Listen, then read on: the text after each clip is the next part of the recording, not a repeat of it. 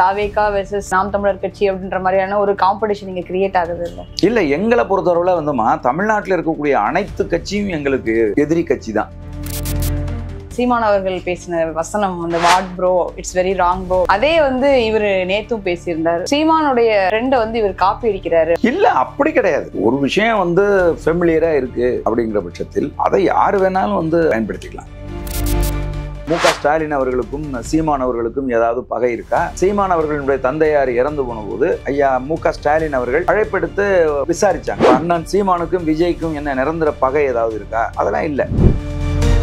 காளியம்மாள் அவங்க நாம் தமிழர் கட்சியிலிருந்து விலகினாங்க. அதை பத்தி நிறைய விமர்சனங்கள் வந்தது. அவங்க இப்போ தாவேகால சேர போறாங்க. காளியம்மாள் இப்ப நாம் தமிழர் கட்சியை விட்டு வெளியில போயிட்டாங்கிறது மட்டும்தான் உறுதி. அவங்க எந்த கட்சிக்கு போவாங்க, எப்ப போவாங்க அப்படிங்கறதெல்லாம் அந்த ஊடகங்கள் சொல்றதை வச்சுக்கிட்டு நம்ம பேச முடியாது. நீங்க என்ன பண்ணுவீங்க? உங்களோட ஒருத்தவங்க இருக்கிறாங்க, அவங்க வெளியில போறாங்க, உங்களை விமர்சிக்கிறாங்க, என்ன பண்ணுவீங்க? நீங்க கொஞ்சுவீங்களா? வெளியில போறவர்கள் அனைவருமே சேற்றை அள்ளி வீசினா கூட பரவாயில்ல, மலத்தை அள்ளி மூஞ்சில அடிக்கிறாங்க. சீமான் மூஞ்சில. இந்த கட்சியை விட்டு ஒரு சில பேர் போகும்போது ஏற்பட்ட அதிர்வு கூட காளியம்மாள் போகும்போது ஏற்படாது. இன்னைக்கு திமுகவில் இருக்கிற தம்பி ராஜீவ் காந்தி சக்கர நாற்காலி சதிகாரன் கருணாநிதி அப்படின்னு பேசாத மேடை ஏதாவது உண்டா? அப்படி பேசிட்டு பணத்துக்காக பதவிக்காக ஈனத்தனமா போய் திமுக இன்னைக்கு நிக்கிறையில வாங்கி திங்கிறையில சரியான நிர்வாகிகளை தேர்ந்தெடுக்காததும் அப்போ ஒரு குறைபாடு தானே? இல்ல அப்படி இல்ல. வளர்கிற ஒரு கட்சியில இது என்ன கம்பெனியா நிர்வாகத்தை தேர்ந்தெடுக்கிறதுக்கு?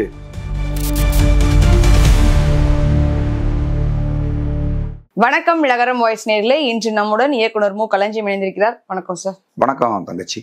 தாவேகாவின் 2ஆம் ஆண்டு துவக்க விழா நேற்று நடந்துச்சு. அதுல நிறைய பேசியிருந்தாரு விஜய். அவர் கட்சி ஆரம்பிச்சதுல இருந்து நிறைய பேர் அலறாங்க, கதறாங்க. கட்சி ஆரம்பிக்கிறதுக்கு முன்னாடி யார் வேணா வரலாம், ஜனநாயக நாடுன்னு சொன்னவங்க எல்லாரும் கட்சி ஆரம்பிச்ச பிறகு வேற மாதிரி பேசினாங்க அப்படின்னு பேசியிருக்காரு. உங்களுடைய கருத்து என்ன? இல்ல அவரு சும்மா ஒரு 15 நிமிஷம் பேசினாரு. அந்த டைம்ல இப்ப நீங்க சொல்ற அளவுக்கு டீட்டெயிலா அவர் பேசல. அவர் பேசியிருந்தாரு. அரசியல்ல யாரு நண்பர்கள், யாரு எதிரி, எப்ப நம்மளை ஆதரிப்பாங்க, எப்ப நம்மளை திட்டுவாங்க அப்படின்னு தெரியல அப்படின்னு சொல்லியிருந்தாரு. இதெல்லாம் கட்சி ஆரம்பித்துட்டு வச்சதுக்கு அப்புறமா அவரு தன்னுடைய கொள்கைகளை ஒரு விஷயத்த சொன்னாரு. ஒண்ணு என்ன சொன்னாருன்னா திராவிட எதிர்ப்பு, இன்னொன்னு பாஜக எதிர்ப்பு, இன்னொன்னு திமுக எதிர்ப்பு, வாரிசு அரசியலை கிண்டல் அடிச்சாரு. அப்ப அவங்கெல்லாம் எதிர்த்து பேசத்தானே செய்வாங்க, புரியுங்களா? அப்புறம் இந்த பக்கம் பாத்தீங்கன்னா எனக்கு தமிழ் தேசியமும் திராவிடமும் 2 கண்கள்னாரு. அப்ப இதுவும் ஒரு தப்பான கருத்து தானே? அப்ப தமிழ் தேசியம் பேசிட்டு இருக்கிறவங்களும் அவரை எதிர்க்கத்தானே செய்வாங்க. ஒரு பக்கம் திமுக காரர்கள் எதிர்ப்பார்கள், காரணம் நீங்க திமுகவே எனது அரசியல் எதிரி அப்படின்ட்டீங்க. ஒரு பக்கம் பாஜக காரர்கள் உங்களை எதிர்ப்பாங்க, காரணம் அதை பாசிச பாஜக அப்படின்னு சொல்லி அதை சொல்றீங்க. ஒரு பக்கம் தமிழ் தேசியத்துக்கு விரோதமா இருக்கிற திராவிடத்தையும் தமிழ் தேசியத்தையும் ஒன்னா நான் பார்ப்பேன் அப்படின்னு நீங்க சொல்றீங்க. இது எல்லாமே உங்களுக்கான எதிரிகளை நீங்களே சம்பாரிச்சுக்கிட்டது மாதிரி தானே ஆகுது. அப்புறம் நீங்க வருத்தப்பட்டு என்ன இருக்குதுல்ல? அதானே உண்மை. அதே போல அவர் பேசும் பொழுது இந்த சீமான் அவர்கள் பேசின வசனம் அந்த what bro it's very wrong bro அப்படின்னா சீமான் அவர்கள் மேடையில பேசியிருந்தாங்க. அதே இவரு நேத்தும் பேசியிருந்தாரு. ஸோ சீமானுடைய ட்ரெண்டை இவர் காப்பி அடிக்கிறாரு அப்படின்ற மாதிரியான ஒரு விமர்சனங்கள் நம்ம பார்க்க முடியும். இல்ல அப்படி கிடையாது. அப்படி கிடையாது. ஒரு விஷயம் ஃபெமிலியரா இருக்கு அப்படிங்கிற பட்சத்தில் அதை யாரு வேணாலும் அதை பயன்படுத்திக்கலாம். இப்போ அது உதாரணத்துக்கு நான் சொல்றேன் பாருங்களேன். வாய்ப்பில்லை ராஜா அப்படிங்கிறது சீமான் அவர்கள் அடிக்கடி மேடையில பயன்படுத்தின ஒரு வார்த்தை. இப்ப அவரே அதை நிறுத்திட்டார். காரணம் என்னன்னா அது பயங்கரமா எல்லாராலும் பயன்படுத்தப்பட்டுருச்சு. அது நல்ல விஷயத்துக்கும் பயன்படுத்தப்படுது, கெட்ட விஷயத்துக்கும் பயன்படுத்தப்படுது. அப்ப அவர் என்ன செய்யறாரு? அதை நிறுத்திடுறாரு. அதே மாதிரி அவர் what bro it's wrong bro அப்படின்னு சொல்றது ஒரு மேடையில அவர் பயன்படுத்தினார். அண்ணன் அதற்கான அந்த சூழல், அதற்கான அந்த அந்த இடம் வரும் பொழுது அதை பயன்படுத்துவார். அதை எடுத்து விஜய் பயன்படுத்திட்டாருன்னு சொல்றது அப்படிலாம் ஒன்றும் கிடையாது. விஜய்க்கு அந்த மாதிரியான ஒரு சூழல், அந்த மாதிரி ஒரு இது ஏற்பட்டிருக்கும். அதனால அவர் அதை பேசியிருப்பார். இது ஒன்றும் யாருக்கும் இது எனக்கு தான் சொந்தம், உனக்கு தான் சொந்தம் அப்படின்லாம் ஒண்ணும் கிடையாது. சீமான் அவர்கள் வந்து பிரஸ் மீட் சொல்லும்போது தம்பிங்க 2 பேரும், ஆதவ அர்ஜுன் ஒரு தம்பி, விஜய் ஒரு தம்பி அப்படின்ற மாதிரி சொல்லியிருந்தாங்க. இதுக்கு முன்னாடி பேசும்பொழுது வேற மாதிரி கொஞ்சம் ஆக்ரோஷமா முன்னாடி விஜய் பத்தி பேசியிருந்தாங்க. இப்ப திடீர்னு ஏன் இந்த சாஃப்ட் கார்னர் இருக்கு? அப்படி கிடையாது தங்கச்சி. இந்த அரசியல் செயல்பாடுகளை பொறுத்தவரையில வந்து it is based on the issue. எந்த இஷ்யூல நீங்க நிக்கிறீங்க, உங்களுடைய ஸ்டாண்ட் என்ன அப்படிங்கிறத பொறுத்து தான் உங்களுக்கு எதிராக நிக்கிறவங்க வந்து ரியாக்ட் பண்ணுவாங்க. அதுபோல ஏதோ ஒரு சூழ்நிலையில அண்ணன் செந்தமிழன் சீமான் அவர்கள் விஜய் குறித்தோ அல்லது ஆதவ அர்ஜுனா குறித்தோ ஏதோ ஒரு கருத்து சொல்லியிருப்பாரு. இப்போ அந்த தேவை இருந்திருக்காது, அதனால வந்து தம்பிகள் அப்படின்னு சொல்லியிருப்பாரு. பொதுப்படையா இங்க யாருக்கும் எதிரி கிடையாது. பத்திரிகையாளர்கள் விரும்புவது போல இங்க தனிப்பட்ட விரோதம் வந்து அரசியல் கட்சியில பயணிக்கிறவர்களுக்கு கிடையாது. இப்போ உதாரணத்துக்கு நான் சொல்றேன், இப்ப அண்ணன் சீமான் அவர்கள் மிக கடுமையாக நம்ம தமிழக முதலமைச்சரை, திராவிட முன்னேற்ற கழகத்தை விமர்சிக்கிறாங்க. சரியா? அதுக்காக வந்து தனிப்பட்ட முறையில் மதிப்புக்குரிய மு.க. ஸ்டாலின் அவர்களுக்கும் சீமான் அவர்களுக்கும் ஏதாவது பகை இருக்கா கேட்குறேன். அண்ணன் சீமான் அவர்களுடைய தந்தையார் இறந்து போன போது தமிழகத்தின் முதலமைச்சராக அன்றைக்கு பொறுப்பேற்றிருந்த ஐயா மு.க. ஸ்டாலின் அவர்கள் அழைப்பெடுத்து விசாரிச்சாங்க. இதெல்லாம் வந்து ஒரு நாகரிகமான ஒரு அரசியல் செயல்பாடு. அதனால இங்க யாருக்கும் நிரந்தர எதிரியெல்லாம் ஒன்றும் கிடையாது. இப்போ அண்ணன் சீமானுக்கும் விஜய்க்கும் என்ன நிரந்தர பகை ஏதாவது இருக்கா? அதெல்லாம் இல்லை. நீங்க இன்னைக்கு தமிழக அரசியல் எடுத்து பார்த்தீங்கன்னா எதிர்தரப்புல இருந்துகிட்டு மிக கடுமையா விமர்சித்தவர்கள் எல்லாம் இன்றைக்கு ஒரே கூட்டணியில இருப்பாங்க. இந்த கூட்டணியில் இருந்து கொண்டு அந்த கூட்டணியில் இருக்கிறவர்கள் எல்லாம் மிக மோசமா தரம் தாழ்ந்து விமர்சித்தவர்கள் எல்லாம் திரும்ப பாத்தீங்கன்னா அடுத்த தேர்தலில் அடுத்த கூட்டணியில இருப்பாங்க. ஸோ அதனால இங்க எதுவும் நிரந்தரமா எதுவும் கிடையாது. இதை ஒரு தடவை சொல்லிட்டாரு, அதை அப்படியே தான் ஃபாலோ பண்ணணும் அப்படின்லாம் ஒண்ணும் இல்லை. இல்ல அப்படித்தானே இங்க காம்படிஷன் மாதிரி ஒண்ணு கிரியேட் பண்றாங்கல்ல, தாவேகா வெர்சஸ் நாம் தமிழர் கட்சி அப்படின்ற மாதிரியான ஒரு காம்படிஷன் இங்க கிரியேட் ஆகுது இல்ல? இல்ல, எங்களை பொறுத்தவரை வந்துமா தமிழ்நாட்டில் இருக்கக்கூடிய அனைத்து கட்சியும் எங்களுக்கு எதிரி கட்சி தான். ஓகே, சரியா? அதை ஏன் ஒரே ஒரு கட்சியை கொண்டாந்து நிறுத்துறீங்க தாவேகாவை? எங்களுக்கு தாவேகா, திமுக, அதிமுக, பாஜக, இந்த கூட்டணியில் இருக்கக்கூடிய 15 கட்சி, இந்த கூட்டணியில் இருக்கிற 15 கட்சி, இவங்க எல்லாரும் ஒரே ஒரு கட்சிக்கு எதிராக தான் வேலை செய்யறாங்க. அது நாம் தமிழர் கட்சி. நாம் தமிழர் கட்சியை வீழ்த்தணும், நாம் தமிழர் கட்சியை இல்லாம அடிச்சிடணும். இதற்கான வேலையைத்தான் இந்த மொத்த தமிழ்நாட்டில் இருக்கிற அரசியல் கட்சிகளும் செயல்படுது. அவங்களுடைய பேச்சுக்கள் எல்லாம் நீங்க எடுத்து பாருங்க. ஒவ்வொரு நாளும் அவர்களுடைய செயல்கள் எல்லாம் நீங்க கூர்ந்து கவனிங்க. அது எல்லாமே சீமானுக்கு எதிராக தான் எல்லாமே இருக்கு. அந்த அடிப்படையில தான் நான் சொல்றேன், தாவேகா மட்டும் இல்ல, தமிழ்நாட்டில் இயங்குகிற அனைத்து அரசியல் இயக்கங்களும், தேர்தல் களத்தில் பயணிக்கிற கட்சிகளும் எல்லாமே வந்து அண்ணன் செந்தமிழன் சீமானுக்கு எதிராக தான் வந்து நிக்கிறாங்க. நாம் தமிழர் கட்சி தான் அவர்களுக்கு பிரதான எதிரியா இருக்கு. அதனால நாங்க மக்கள் நலனுக்காக ஒரு கொள்கை பிடிப்போடு தொடர்ச்சியாக களத்துல நின்றுட்டு இருக்கோம். இதுதான் இதுல இருக்கக்கூடிய வித்தியாசம். அதனால வந்து தம்பி விஜய் அவர்களுக்கு வந்து சீமான் வந்து எதிரி, தாவேகா வெர்சஸ் நாதாகா அப்படிலாம் ஒண்ணுமே கிடையாது. புரியுது. இப்ப சமீபத்துல காளியம்மாள் அவங்க வந்து நாம் தமிழர் கட்சியிலிருந்து விலகுனாங்க. அதை பத்தி நிறைய விமர்சனங்கள் வந்தது. அவங்க வந்து இப்போ தாவேகால சேர போறாங்க அப்படின்ற மாதிரியான செய்திகள் நம்ம பார்க்க முடியுது. இல்ல, அவங்க குறித்த இந்த ஆருடங்கள், இந்த செய்திகள்லாம் வந்து கடந்த ஓராண்டுகளா வந்துட்டு இருக்கு. இன்னைக்கு நேத்து வரல. ஒரு வருஷமாவே வந்து காளியம்மாள் வந்து நாம் தமிழர் கட்சியை விட்டு போறாங்க, காளியம்மாள் வந்து தனியா கட்சி தொடங்க போறாங்க, காளியம்மாள் வந்து விஜயை போய் அவங்க அலுவலகத்துல அவங்களுடைய விஜயனுடைய பொறுப்பாளர்களை சந்திச்சாங்க, காளியம்மாள் எடப்பாடி பழனிசாமியை சந்திச்சாங்க, காளியம்மாள் அன்பில் பொய்யாமொழியை சந்திச்சாங்க, அவர் நாகப்பட்டினத்துக்கு அவங்க சொந்தக்கார திருமணத்துக்கு வந்திருந்த போது உதயநிதி ஸ்டாலின் அவர்களை சந்திச்சு பேசினாங்க அப்படின்னுங்கிற செய்திகள்லாம் இருக்குல்ல. இதெல்லாம் ஊடகங்கள்ல கடந்த ஒரு ஆண்டுகள் மேல நடந்துகிட்டே இருக்கு. கடந்த 3-4 மாதங்களா தீவிரமா இவைகள் எல்லாம் பரப்பப்பட்டுக்கிட்டு இருக்கு. அதனால காளியம்மாள் இப்ப நாம் தமிழர் கட்சியை விட்டு வெளியில போயிட்டாங்கிறது மட்டும்தான் உறுதி. அவங்க எந்த கட்சிக்கு போவாங்க, எப்போ போவாங்க அப்படிங்கிறதெல்லாம் அந்த ஊடகங்கள் சொல்றதை வச்சுக்கிட்டு நம்ம பேச முடியாது. நேற்று சீமான் அவங்க பேசும்போதும் சொல்லியிருந்தாங்க, அவங்க அங்க போறாங்கன்னு எனக்கு தெரியும், நான் வாழ்த்துக்கள் சொல்லிட்டேன் அப்படின்ற மாதிரி. அதை தான் நானும் சொல்றேன், அண்ணன் சொல்றதுக்கும் சேர்த்துதான் நான் சொல்றேன். போகட்டும், போனதுக்கு அப்புறம் ஆமா காளியம்மாள் தாவேகாவுக்கு போயிட்டாங்க, காளியம்மாள் திமுகவுக்கு போயிட்டாங்க, எந்த கட்சிக்கு போனாங்கிறத நம்ம உறுதியா வந்து இங்க பேச முடியும். சும்மா ஆரிடம் சொல்லிக்கிட்டே இருக்கக்கூடாது. ஒண்ணு என்ன காளியம்மா வந்து இந்த கட்சியில இருந்து இன்னொரு கட்சிக்கு போறது என்ன ஒரு பெரிய அது எப்படி இவ்வளவு பெரிய செய்திங்கிறது தான் எனக்கு வந்து புரியல. இல்ல அவங்க ஒரு கட்சிய இப்ப ஒரு கட்சியில இருந்து ஒருத்தவங்க வெளியில போறாங்க, அந்த கட்சியவே உடைச்சுக்கிட்டு போறாங்க.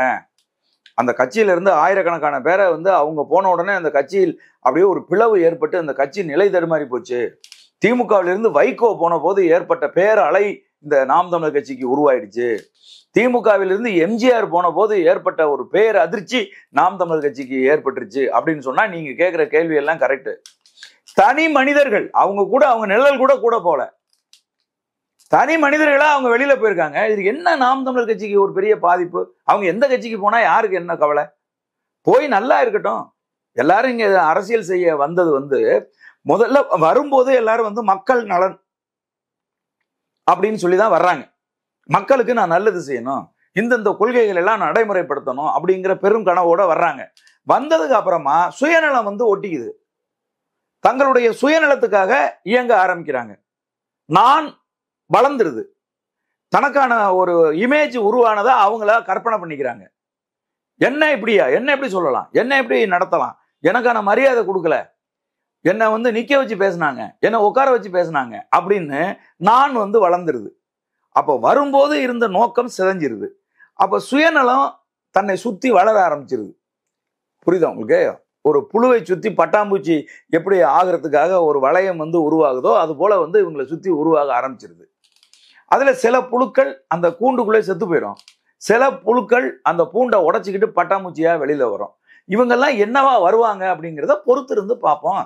யாரு பட்டாம்பூச்சியா வர்றா, யாரு கூண்டுக்குள்ளேயே இறந்து போயிடுறா அப்படிங்கிறத காலம்தான் தீர்மானிக்க முடியும். நானோ அண்ணன் செந்தமிழன் சீமானோ அல்லது இந்த மாதிரி கேள்விகளை முன்வைக்கிற ஊடகவியலாளர்களோ தீர்மானிக்க முடியாது. அதனாலதான் நான் சொல்றேன், கற்பனையா நம்ம பேச வேண்டாம், அவங்க போகட்டும், போனதுக்கு அப்புறம் கேளுங்க நான் சொல்றேன். இல்ல இந்த நான் காளியம்மாள் அவங்க விலகின போது இந்த நிறைய கமெண்ட்ஸ் இருக்கும், நிறைய நாம் தமிழர் கட்சி நிர்வாகிகள் நிறைய பேர் பதிவு போட்டிருப்பாங்க. அந்த பதிவுகள் எல்லாத்துலயுமே ஒரு விஷயம் வந்து நிறைய கேள்விகள் எழுப்புச்சு. என்ன அப்படின்னா, இருக்கிற வரைக்கும் அவங்க எங்களுடைய குலதெய்வம் மாதிரி அப்படின்னு சொன்னதாகட்டும், இப்ப போன பிறகு இப்ப நீங்களே கூட சொல்றீங்க அவங்களால என்ன கட்சி ரெண்டாவா போயிடுச்சு அப்படின்ற மாதிரியான கேள்விகள் கேட்குறீங்க. சீமான் அவர்கள் இலை கிளை அப்படின்லாம் சொல்றாங்க. இருக்கிற வரைக்கும் குலதெய்வம்னு கொண்டாடுறது, வேற கட்சிக்கு போறாங்க அப்படின்னோடனே இப்படி தூக்கி போட்டு பேசுறது அப்படின்றது சரியா இருக்கு? பேசக்கூடாதா? என்ன நீங்க என்ன பண்ணுவீங்க? உங்களோட ஒருத்தவங்க இருக்கிறாங்க, அவங்க வெளியில போறாங்க, உங்களை விமர்சிக்கிறாங்க, என்ன பண்ணுவீங்க? நீங்க கொஞ்சுவீங்களா? வெளியில போறவர்கள் அனைவருமே சேற்றை அள்ளி வீசினா கூட பரவாயில்ல, மலத்தை அள்ளி மூஞ்சில அடிக்கிறாங்க. சீமான் மூஞ்சில என்ன செய்ய சொல்றீங்க? கடைசிக்கு அவர் திருப்பி அவங்க யாரையும் அடிக்கல, தொடச்சிட்டு பேசாம தான் இருக்காரு. கட்சியில பயணிக்கிற சீமானை உயிரின் மேலா மதிக்கிற நாம் தமிழர் கட்சியை வந்து தன் வாழ்க்கையா கொள்கையா லட்சியமா கொண்டிருக்கிற தம்பிகள் ஒரு சில பேர் பேசுவாங்க. இன்னும் சொல்ல போனீங்கன்னா, இந்த கட்சியை விட்டு ஒரு சில பேர் போகும்போது ஏற்பட்ட அதிர்வு கூட காளியம்மாள் போகும்போது ஏற்படலை. உலகம் முழுவதும் இருக்கிற தமிழர்கள் யாரும் வருத்தமே படலை. காரணம் என்னன்னா, அவங்க நீண்ட நாளா போறாங்கன்னு ஒரு நாள் போயிட்டாங்கன்னு எல்லாருமே சாதாரணமா விட்டுட்டாங்க. யாருமே பெருசா நீங்க தான் சொல்றீங்க, எனக்கு நிறைய பேர் வந்து பதிவு போட்டாங்க, எல்லாருமே இக்னோர் பண்ணிட்டாங்க. இப்ப நான் முதல் தடவையா நான் சொல்றேன், காளியம்மாள் வந்து கட்சியை விட்டு போகுதுன்னு முதன்னு பேச்சு வந்த போது அவங்க போயிருந்தாங்கன்னா உண்மையாவே உலகம் முழுசும் ஒரு பெரிய அதிர்வா இருந்திருக்கும். நாம் தமிழர் கட்சிக்கு கெட்ட பேராயிருக்கும். என்னது காளியம்மா மாதிரி ஒரு ஆளை விட்டுட்டாங்களே. இவங்க போறாங்க, இவங்க போய் அவங்கள பார்த்து பேசினாங்க, இவங்க போய் இவங்கள பார்த்து பேசினாங்க, அங்க டிமாண்ட் வச்சாங்க, 15 கோடி கேட்டாங்க, அங்க வந்து ராஜ்யசபா எம்பி கேட்டாங்க, இங்க வந்து எம்எல்ஏ கேட்டாங்கன்னு இந்த பேச்சு இருக்குல்ல, இத நீண்ட நாட்களா இணையங்கள்ல உலாவிக்கிட்டே இருக்கு. அதான் நான் எடுத்த உடனே சொன்னேன் ஆருடம் அப்படின்னு, அதாவது ஜோதிடம் சொல்றது.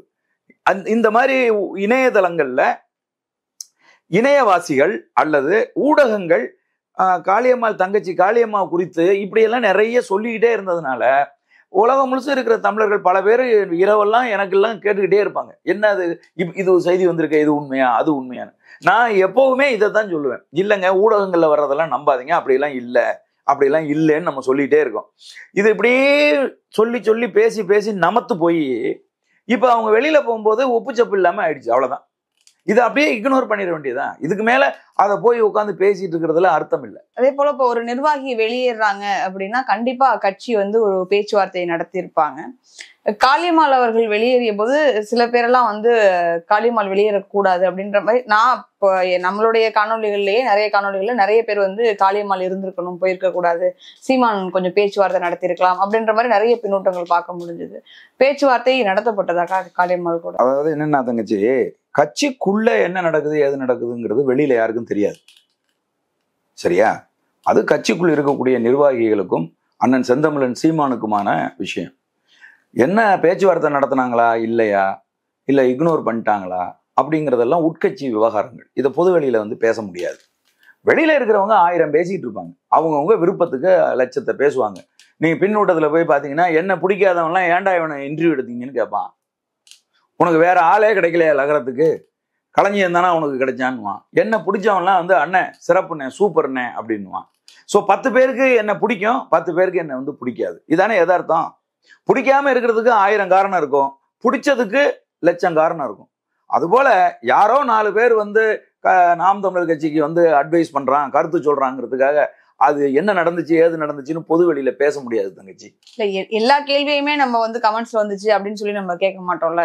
சில கேள்வி கொஞ்சம் நியாயமா இருக்கும். ஏன்னா காளியம்மாள் அப்படின்றவங்க இவ்வளவு நாளா கட்சியில இருந்திருக்காங்க, கட்சி அவங்களுக்கு ஒரு முகம் கொடுத்துருக்கு, அவங்களும் கட்சியை வளர்க்கறதுக்கு நிறைய பார்ட்டா இருந்திருக்காங்க. அப்படி இருக்கும்போது ஒரு பேச்சுவார்த்தை நடந்துருச்சா, இல்ல எவ்வளவு கன்வின்ஸ் பண்ணாங்க என்னன்னு அதுதான் நான் வந்து சொல்லிட்டேன்ல தங்கச்சி. உட்கட்சி பிரச்சனைகளை பொது வெளியில பேச முடியாது. நீங்க ஏன் இவ்வளவு இம்பார்ட்டன்ஸ் கொடுக்குறீங்கன்னு புரிய மாட்டாங்க. ஏன்னா நாம் தமிழர் கட்சியில தொடர்ச்சியா வந்து நிர்வாகிகள் எல்லாருமே போயிட்டே இருக்காங்க. அதுதான் சொல்றேன். அது வந்து மூளை இருக்கிறவங்க சிந்திக்க தெரிஞ்சவங்களுக்கு புரியும். அது என்ன அப்படின்னா, இது இங்க வந்து ஒரு உளவியல் யுத்தம் நடத்தப்பட்டு இருக்கு. நாம் தமிழர் கட்சியை வந்து வீழ்த்தணும் அப்படிங்கிறதுக்காக திராவிட முன்னேற்ற கழகம் ஒரு உளவியல் யுத்தத்தை நடத்துது. அதுக்கு அது பணத்தை பேரம் வச்சு பல பேரை இழுக்குது. அது பதவிகளை முகம் காட்டி பல பேரை வந்து இழுக்குது. பேச்சுவார்த்தை நடத்தி ஆசை வார்த்தைகள் சொல்லி பல பேரை வந்து கட்சிக்கு வெளியில கொண்டு வராங்க. புரியுதா உங்களுக்கு? இந்த தமிழ் தேசிய அரசியல் என்கிற இந்த பாதையில் பயணித்து விட்டு பாரதிய ஜனதா கட்சியில போய் சேர்றவனெல்லாம் நீங்க எப்படி எதை எடுத்துக்குவீங்க? எந்த கோட்பாட்டில் நீங்க பயணிச்சீங்க? எந்த கருத்தில் எந்த சித்தாந்தத்தில் பயணிச்சீங்க நீங்க சொல்லுங்க பாப்பா. அப்ப ஒரு கருத்தும் இல்லாமல், ஒரு சித்தாந்தம் இல்லாமல், ஒரு கொள்கையும் இல்லாமல் நாம் தமிழர் கட்சியில இத்தனை வருஷம் பயணிச்சீங்களா? அப்ப கட்சியை விட்டு வெளியில போய் திராவிட கட்சிகளோடு நீங்க சேருவீங்களா? அப்ப நாம் தமிழர் கட்சி திராவிடத்திற்கு எதிராக தொடர்ச்சியா பேசிச்ச. இன்னைக்கு வந்து திமுகவில் வந்து இருக்கிற தம்பி ராஜீவ் காந்தி சக்கர நாற்காலி சதிகாரன் கருணாநிதி அப்படின்னு பேசாத மேடை ஏதாவது உண்டா? அப்படி பேசிட்டு பணத்துக்காக பதவிக்காக ஈனத்தனமா போய் திமுக இன்னைக்கு நிக்கிறையில வாங்கி திங்கிறையில உதயநிதி ஸ்டாலின் உட்கார்ந்து இருந்தா அவன் காலுக்கு கீழே உட்கார்றையில. அப்ப இந்த மாதிரி ஆட்கள் எல்லாம் கட்சியை விட்டுதான் போவான். அப்ப பதவி ஆசை பண ஆசை இது ரெண்டும் உனக்கு வந்துருச்சு அப்படின்னு சொன்னா, ஒரு புகழ் கிடைச்ச உடனே ஒரு சாதாரணமா அடையாளம் தெரியாம இருக்கிற ஒருத்தரை கூட்டிட்டு வந்து மேடை அமைச்சு கொடுத்து அவங்களுக்கு பேச கத்து கொடுத்து அவங்கள உலக நாடுகளுக்கெல்லாம் அனுப்பி உலகம் முழுதும் வாழுகிற தமிழர்களிடையே அவர்களுக்கு ஒரு அறிமுகத்தை கொடுத்து இந்த கட்சிக்குள்ள வச்சிருந்தா உங்களுக்கு ஒரு கட்டத்துக்கு மேல கொம்பு எப்படி முளைக்குது? நான் கேட்கிறேன். ஒரு கட்டத்துக்கு மேல அந்த வளர்த்த தலைவனை எந்த கொள்கையை முன்வைச்சு நீங்க அரசியல் பேசினீர்களோ அந்த கொள்கையை எட்டி உதைத்து விட்டு உங்களை வளர்த்தெடுத்த தலைவனை நெஞ்சில் மூஞ்சியில காரி துப்பி விட்டு எப்படி போய் வெளியில நிக்கிறீங்க? உங்களுடைய தனி மனித முரண்பாடு தானே. அந்த முரண்பாடு என்ன? பதவி ஆசை பண ஆசை. இது தவிர என்ன முரண்பட்டுட்டீங்க நீங்க? சமீபத்துல மதிப்புக்குரிய ஐயநாதன் நாம் தமிழர் கட்சியில் பயணித்து வெளியில போனவர். அவர் இத்தனை ஆண்டுகளுக்கு அப்புறம் ஒரு உண்மையை சொன்னார். என்ன சொன்னார் தெரியுமா? நாம் தமிழர் கட்சியில் இருந்து வெளியேறுகிற தம்பிகள் சீமான் என்னை மதிக்கவில்லை, சீமான் என்னை தரந்தாழ்த்தி பேசிவிட்டார், சீமான் என்னை விமர்சித்து விட்டார்னு சொல்லிதான் வெளியில போக முடியுமே ஒழிய சீமான் முன் வைக்கிற கருத்து இருக்குல்ல, சீமான் முன் வைக்கிற கொள்கை இருக்குல்ல, அதை விமர்சிச்சுட்டு போக முடியாது. புரியுதா நான் சொல்றது? அப்படின்னு வந்து அவர் வந்து சொன்னார். அவர் ஒரு முன்னாள் ஒரு மூத்த ஊடகவியலாளர், நிறைய நூல்கள் வாசிக்கிற, நிறைய நூல்கள் எழுதியிருக்கிற ஒரு இன்டெலெக்சுவல். அவர் இன்னைக்கு சொல்றார், இது ரெண்டையும் வித்தியாசப்படுத்தி சொல்றார். கட்சியை விட்டு வெளியில போனவர்கள் சீமானுடைய கருத்தில், கொள்கையில், தத்துவத்தில், கோட்பாட்டில் முரண்பட்டு போக முடியாது அப்படிங்கிறார். அப்படின்னு சொன்னா நீ தமிழ் தேசிய களத்தில் தமிழ் தேசிய தலைவர் மேதகுவே பிரபாகரன் அவர்களை முன்வைத்து நீ களமாடியது உண்மை, சத்தியம் அப்படின்னு சொன்னா, நீ வெளியில போய் நீ ஒரு தமிழ் தேசிய அரசியல் களத்தில் இயங்கணும். எப்படி திராவிட சிந்தனையாளர்களோடு எப்படி கரம் கோர்க்கிறீங்க, எப்படி நிக்கிறீங்க? சரி, தமிழ் தேசிய தலைவரை நீ நேசித்தது உண்மை என்று சொன்னால், தமிழ் தேசியத்தை நீ நேசித்தது உண்மை என்று சொன்னால், அதுக்காக இத்தனை ஆண்டு காலமாக திராவிட முன்னேற்ற கழகத்தில் பயணிக்கிற ராஜீவ்காந்தி போன்றவர்கள் செய்தது என்ன? அங்க இருந்துட்டு நீ என்ன செஞ்சு கிழிச்ச? நான் கேட்கிறேன். இந்த இந்தியா தடை பண்ணி வச்சிருக்கு, இன்னைக்கு வரைக்கும் 15 வருஷத்துக்கு மேல ஆயிடுச்சு. விடுதலை புலிகளை தடை செஞ்சு வச்சிருக்காங்க. அதுக்காக ஏதாவது ஒரு துரும்ப தூக்கி போட்டிருக்கீங்களா? அப்ப நாம் தமிழர் கட்சி என்ன ஆச்சு அப்படின்னு கேட்டீங்கன்னா, இதை ஒரு நாற்றாங்கால் போல பயன்படுத்திக்கிட்டு கொஞ்சம் வளர்ந்ததும் அவங்க வேற இடத்துல போய் நம்மளை புடுங்கி நட்டா நல்லா வளர்ந்து பெரிய ஆளாயிரலாம் அப்படின்னு அவங்க நினைக்கிறாங்க. இது கட்சி தொடக்க காலத்துல இருக்கக்கூடிய ஒரு இயக்கத்தில், ஒரு கட்சியில் இது யதார்த்தமா நடக்கக்கூடியதுதான். இது பேரறிஞர் அண்ணாவுக்கு நடந்ததுதான். மற்ற ஏனைய அந்த முதல் கட்சியை ஆரம்பிக்கிறவங்க எல்லாருக்கும் நடக்கிற ஒண்ணுதான். புரியுதுங்களா? இப்ப நான் சொல்றேன், மதிப்புக்குரிய அண்ணன் வேல்முருகன் அவர்கள் பாட்டாளி மக்கள் கட்சியிலிருந்து பிரிஞ்சு வந்தாங்க. அதுக்கு பேரு தான் பிரிவு. அவர் பிரிஞ்சு வரும்போது ஆயிரக்கணக்கான தம்பிகள் அண்ணன் வேல்முருகன் அவர்களோடு வந்துட்டாங்க. அவங்க யாரோடையும் போய் சேரல, அவங்க தனிச்சு நின்னாங்க. தமிழக வாழ்வுரிமை கட்சி அப்படின்னு சொல்லி தனிச்சு நின்னாங்க. தன்னை நம்பி வந்த தம்பிகளுக்கு வழிகாட்டி கொண்டு, அது அவருடைய அரசியல் நிலைப்பாடுகள் குறித்து நான் பேசல. உடைச்சுக்கிட்டு போறது, பிரிச்சுக்கிட்டு போறது. ஒரு கட்சியிலிருந்து வெளியில போறோம் அப்படின்னா அந்த கட்சியில் அந்த அளவுக்கு நாம் உழைத்திருந்தால் மட்டும்தான் அப்படி வருவாங்க. நமக்கான ஃபாலோயர்ஸ் உருவாகி இருந்தால் மட்டும்தான் அந்த மாதிரி வருவாங்க. ஐயா வைகோ வெளில போகும்போது அப்படிதான் போனாரு. கிட்டத்தட்ட 16க்கும் மேற்பட்ட மாவட்ட செயலாளர்கள் வைகோ இல்லாத இடத்தில் நான் இருக்க மாட்டேன்ட்டு போனாங்க. எம்ஜிஆர் வெளியில போகும்போது அப்படிதான் போனாங்க. நாம் தமிழர் கட்சியிலிருந்து அப்படி யாருமே போகலமா. தனி மனிதர்களா வெளில போயிட்டு போறாங்க. ஒருத்தர் போனா 10 பேர் வருவாங்க. ஒரு வளர்கிற கட்சிக்கு இது ஆரோக்கியமானது. தடைக்கல்லா நிறைய பேர் இருக்காங்க. புரியுதா உங்களுக்கு?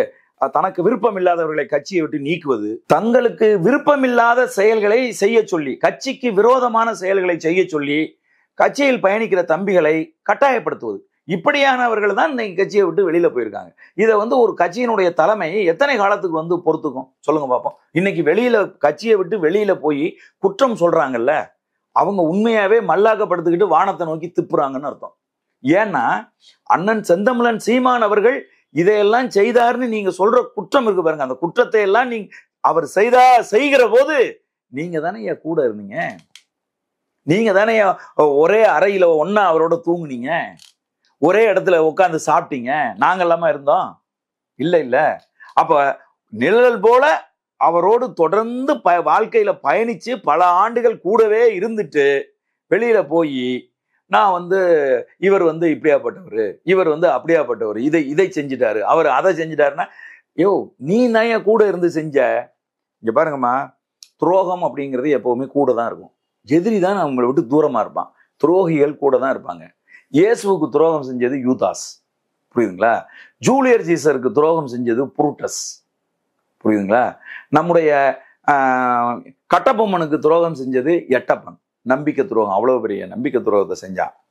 புர்கினா பூசோன்னு ஒரு நாடு இருக்கு. அந்த நாட்டுல அவன் கூடவே இருந்த நண்பன் புரட்சி ஏற்படுத்துவதற்கு, அந்த தாமஸ் சங்காரா அந்த நாட்டின் பிரசிடண்டா வருவதற்கு, ஆட்சி மாற்றத்தை உருவாக்குவதற்கு காரணமான உயிர் நண்பன், உயிர் தோழன், கூடவே இருந்தவன், அவனே நேருக்கு நேரா சுட்டு கொன்னான். புரியுதா சொல்றது? அதே மாதிரி பாருங்க, தலைவர் தன் உயிரின் மேல நம்புனது மாத்தையாவ, கருணாவ, பிள்ளையான, இவங்களெல்லாம் மிகப்பெரிய தளபதிகள்னு அவர் தனக்காக உயிர் கொடுப்பாங்கன்னு அவர் நினைச்சாரு. அவங்க எல்லாம் அவருக்கு ரெண்டகம் செய்தார்கள், துரோகம் செய்தார்கள்.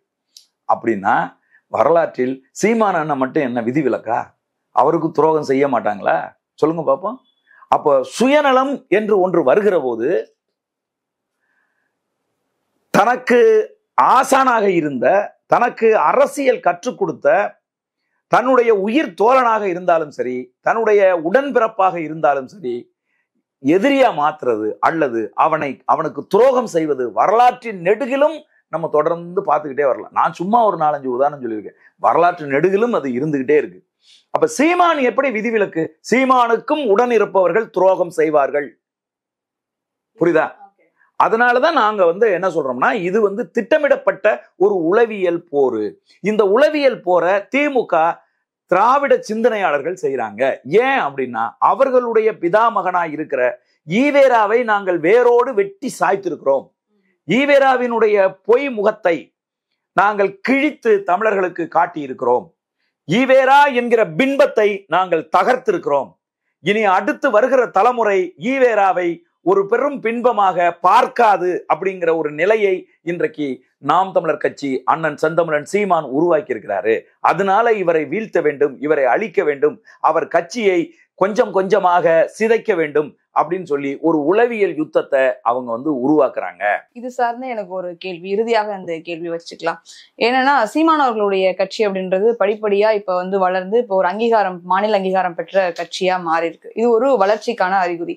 ஆனா இந்த மாதிரி கட்சியிலிருந்து நிர்வாகிகள் வெளியேறும் பொழுது இந்த ஊடகங்கள்ல நிறைய பேட்டி கொடுக்கக்கூடிய ஆட்கள் நிறைய பேர் சொல்றது என்னன்னா, சீமானுக்கு நிர்வாக திறமை இல்லை, நல்லா பேசுறார தவிர ஒரு மாவட்ட செயலாளர்களையோ இல்ல யாரையுமே ஒரு கட்டுப்படுத்தி ஒரு சிஸ்டமா அவர் வச்சுக்க தெரியல அவருக்கு அப்படின்ற மாதிரியான விமர்சனங்களை முன்வைக்கிறாங்க. இது விமர்சனங்களை வைக்கிறது அவங்களோட உரிமை. எவ்வளவு தூரம் அவர் கட்டமைத்து வைத்திருக்கிறார், எவ்வளவு தூரம் அவர் ஒரு ஆகச்சிறந்த நிர்வாகி அப்படிங்கிறது அவர் அருகில் இருந்து பயணித்து கொண்டிருக்கிற, பார்த்து கொண்டிருக்கிற, இயங்கி கொண்டிருக்கிற என் போன்றவர்களுக்கு தெரியும். புரியுதா உங்களுக்கு? அதுல நீங்க வெளியில போய் இருக்கிறவங்க அவங்களுக்கு ஒரு உரிமை இருக்கு. அதனால அவங்க குற்றம் சாட்டணும். என்ன குற்றம் சாட்ட முடியும்? சீமான் நிர்வாக திறமையற்றவர். புரியுதா அவங்க சொல்றது? எல்லா கட்சிகளையும் போலத்தான் நாம் தமிழர் கட்சியும் வடிவமைக்கப்பட்டிருக்கு. எல்லா கட்சிகளையும் போலதான் துணைநிலை அமைப்புகள் உருவாக்கப்பட்டிருக்கு. ஒரு கட்சி அப்படின்னு எடுத்துக்கிட்டீங்கன்னா 2 விதமாக கட்டமைக்கப்படும். ஒரு பிரமிடு, மேலிருந்து கீழாக கட்டமைக்கப்படும்.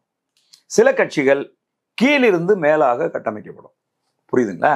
இந்த கட்டமைப்பு அப்படிங்கிறது இந்த 2 விதமா தான் நடக்க முடியும். இதுல நாம் தமிழர் கட்சி ஒரு தலைமையை உருவாக்கி அந்த தலைமையிலிருந்து கீழ் நோக்கி வருகிற போது கீழே மேல குறுகி இருக்கும், கீழே வர வர வர கொஞ்சம் அகலமா இருக்கும். அப்ப கொஞ்சம் நாள் ஆகும். கீழே கட்டமைப்பு உருவாக்கிட்டு வர்றதுக்கு கொஞ்சம் நாள் ஆகும். அது இந்த 15 ஆண்டு காலத்துல இந்த கட்சியை பரவலாக்கி கிராமங்கள் வரைக்கும் கொண்டு போயிருக்காரு. கொண்டு போனதுக்கு அப்புறமா இன்னைக்கு ஒவ்வொரு கிராமமா உட்கார்ந்து தன்னுடைய கட்சிக்கான கிளையை, தன்னுடைய கொடி பறக்காத கிராமம் இருக்கக்கூடாது அப்படிங்கிற ஒரு திட்டத்தோடு இன்றைக்கு செயல்பட்டு இருக்காரு. நிர்வாக திறமைங்கிறது இதானே. இந்த நிர்வாக கட்டமைப்பை அவர் மிக சரியாக செஞ்சிட்டு இருக்காரு. உண்மை என்ன அப்படின்னு கேட்டீங்கன்னா, இந்த நிர்வாக பொறுப்புகளை சில பேர்கிட்ட ஒப்படைச்சிருந்தாரு. அவங்கள நம்புனாரு, இவங்க பொறுப்பா அதை செஞ்சிருவாங்கன்னு நம்புனாரு. அவங்க யாரும் செய்யல. அவங்க எல்லாம் ஏமாத்திட்டாங்க. அதை பற்றி வெளியில பேச வேண்டாம் என்பதுதான் அண்ணனுடைய வேண்டுகோள். அதை பற்றி பேச மாட்டோம். ஒரு கலந்தாய்வே போட்டு அதை பத்தியெல்லாம் பேசக்கூடாது அப்படின்னு சொன்னதுனாலதான் நான் திரும்ப திரும்ப அது உள்கட்சிக்குள் இருக்கிற விஷயம், அதை நாங்க வெளியில பேசக்கூடாதுன்னு சொல்றதுக்கு அதுதான் காரணம். நம்பி தம்பி இதை செய்து விடுவான், அவனிடம் இந்த பொறுப்பை நம்ம ஒப்படைச்சிட்டோம் அப்படின்னு சொல்லி ஒப்படைச்சு உட்கார்ந்துகிட்டு இருந்துட்டாரு. ஆனா அந்த ஒப்படைக்கப்பட்ட ஆள் இருக்காங்கல்ல, அவங்க எந்த வேலையும் யாரும் செய்யல, ஏமாத்தி விட்டார்கள். அண்ணனோடு பயணிப்பது, அண்ணனோடு அறையெடுத்து அவர் தங்கி இருக்க இடத்திலேயே தங்குறது, அவரோடு அவர் என்ன சாப்பிடுவாரோ அதையே சாப்பிடுவது, தூங்குவது, எழுவது, அண்ணனோட பயணிச்சு போய் மேடைகளுக்கு ஏறுறது, திரும்ப மேடை முடிஞ்ச உடனே அண்ணனோடவே வந்துடுறது அப்படிங்கிறது கட்சி வேலை இல்லை. கட்சிக்கான வேலைய, கட்டமைப்பு வேலைய, நிர்வாக வேலைய செய்திருந்தால் இந்த கட்சி இந்த 15 ஆண்டு காலத்துல பெரிய அளவுல வளர்ந்திருக்கும். எவ்ரி பூத் 10 யூத் அப்படின்னு சொல்லி ஒரு முழக்கத்தை முன் வச்சு தமிழகம் முழுவதும் அதை முன் வச்சு அண்ணன் சீமான் அவர்கள் பேசினாங்க. யாரு நடைமுறைப்படுத்தணும்? அதை இரண்டாம் கட்டமா இயங்குகிறவர்கள் தானே அதை நடைமுறைப்படுத்தணும், அதற்கான அழுத்தத்தை கொடுக்கணும், அதற்காக பயணம் செஞ்சிருக்கணும். ஆனால் அவர்கள் அந்த முயற்சியை மேற்கொள்ளவே இல்லை, அந்த அந்த அந்த முழக்கத்தை நடைமுறைப்படுத்தவே இல்லை. சரியான நிர்வாகிகளை தேர்ந்தெடுக்காததும் அப்போ ஒரு குறைபாடு தானே? இல்ல அப்படி இல்ல, வளர்கிற ஒரு கட்சியில வந்துமா இது என்ன கம்பெனியா நிர்வாகத்தை தேர்ந்தெடுக்கிறதுக்கு? வர்றவங்களை வச்சுக்கிட்டு தான் வேலை செய்ய முடியும். கட்சிக்கு யாரு தன்னலமற்று உழைக்கணும்னு வர்றானோ அவனை வச்சுக்கிட்டு தான் இங்க வேலை செய்ய முடியும். யாரும் வாங்குறமும் சொல்ல முடியாது, யாரும் போனா போவாதரான்னு காலை பிடிச்சி கெஞ்சவும் முடியாது. அது அவங்களுக்கான சுதந்திரம். அதை தான் அவர் அண்ணன் சொல்றாரு அன்னைக்கு. அதை கூட குற்றமா ஊடகங்கள் எடுத்துக்கிட்டு பேசுறாங்க. இதுல வந்து தெர் இஸ் நோ பாண்ட். இப்ப நீங்க லகரம் மீடியால வந்து நீங்க ஒர்க் பண்றீங்கன்னா தெர் இஸ் பாண்ட். நீங்க உங்களுக்கு மாசம் மாசம் அவங்க சம்பளம் கொடுக்குறாங்க, உங்களுக்கு ஒரு கமிட்மெண்ட் இருக்கு. 9 மணிக்குனா 9 மணிக்கு நீங்க வந்துடணும், 5 மணி இல்ல 6 மணினாலும் வேலை செய்யணும்னு இருக்குல்ல. அப்படி என்ன இருக்கு கட்சியில, அரசியல் கட்சியில? அது அவங்களுடைய விருப்பம் சார்ந்து இந்த கட்சியினுடைய கொள்கை எனக்கு பிடிச்சிருக்கு அப்படின்ட்டு அவங்க வர்றாங்க. வந்ததுக்கு அப்புறம் ஒரு அன்பான ஒரு அதிகாரம் வந்து அவங்களுக்கு அவங்க மேல செலுத்தப்படுது. நீ இதை செய்யணும், நீ இதை பண்ணணும், என்ன ஆச்சு, அதை ஏன் செய்யல அப்படிங்கிறாங்க. அவர் திரும்ப செய்ய முடியாது, இப்ப என்னங்கிறப்போ அப்படின்னு சொன்னா சரிப்பா செய்ய முடியலன்னா போப்பான்னு சொல்ல முடியும். அப்ப இதுதான் அரசியல் கட்சியினுடைய செயல்பாடு. சரி, மற்ற கட்சியில எல்லாம் எப்படி ஆகுது அப்படின்னு கேட்டீங்கன்னா அங்க எல்லாம் லாப நஷ்டம் இருக்கு. இன்னைக்கு திமுக எடுத்துக்கிட்டீங்கன்னா அவங்களுடைய செயல்பாட்டுக்கு பின்னாடி லாப நஷ்டம் இருக்கு. அவங்க வளர்ந்துட்டாங்க, ஆட்சி அதிகாரத்துல பல தடவை இருந்திருக்கிறாங்க. ஒரு சாதாரணமா இருக்கக்கூடிய ஒரு தொண்டன் கோடீஸ்வரனா மாறிடுவான். அவனுக்கு அந்த வாய்ப்பு கொடுக்கப்பட்டா அவனுடைய வாழ்க்கை முறையே வேற ஆயிரும். அந்த லாப நஷ்ட கணக்கு அவங்களுக்கு இருக்கு. நாம் தமிழர் கட்சி போல வளர்ந்து வருகிற ஒரு கட்சியில லாப நஷ்ட கணக்கு என்ன இருக்கு? மேலும் மேலும் உன்னுடைய உழைப்பை அது வாங்குமே ஒழிய நீ அந்த கட்சியால் பயனடையணும் அப்படின்னா அதற்கு நீண்ட நாட்கள் ஆகும். அதுதான் இங்க பல பேருக்கு எரிச்சல் ஊட்டுது. கட்சியை விட்டு வெளியில போன சில பேர் வைக்கிற குற்றச்சாட்டு என்னன்னா, இவர் கூட்டணியே வைக்க மாட்டேங்கிறாரு. கூட்டணி வச்சா தானே நான் எம்எல்ஏ ஆக முடியும். என் மனைவி கேட்கிறா, நீ என்னமோ எலெக்ஷன் நின்னா எம்எல்ஏ ஆயிடுவேன்னு பார்த்தா எம்எல்ஏவே ஆகல, வீட்டுல இருக்கிற காசெல்லாம் நீ செலவு பண்ணிட்ட அப்படின்னு என் மனைவி என்னை திட்டுறா. காரணம் என்னன்னா இவர் கூட்டணி வைக்க மாட்டேங்கிறாரு. இவர் போற போக்க பார்த்தா கூட்டணியே வைக்கலன்னா இது வேஸ்ட், நான் கட்சியை விட்டு போறேன்னு போன ஆட்கள் இருக்காங்க. புரியுதுங்களா நான் சொல்றது? அதனால எங்களுடைய கட்சியை பொறுத்தளவுல இது வளர்ந்து கொண்டிருக்கக்கூடிய ஒரு கட்சி. ஒரு வளர்ந்து கொண்டிருக்கக்கூடிய ஒரு கட்சிக்கு என்ன வளர்ச்சி இருக்குதோ அந்த வளர்ச்சியை விட அதிகமாக இந்த கட்சி வேகமா வளருது. அண்ணன் செந்தமிழன் சீமான் தனி ஆளாக தமிழக மக்கள் மனதுல ஒரு அழகான ஒரு நேர்மையான ஒரு ஜனநாயக அரசியல் குறித்த ஒரு விதையை அவர் விதைத்திருக்கிறார்.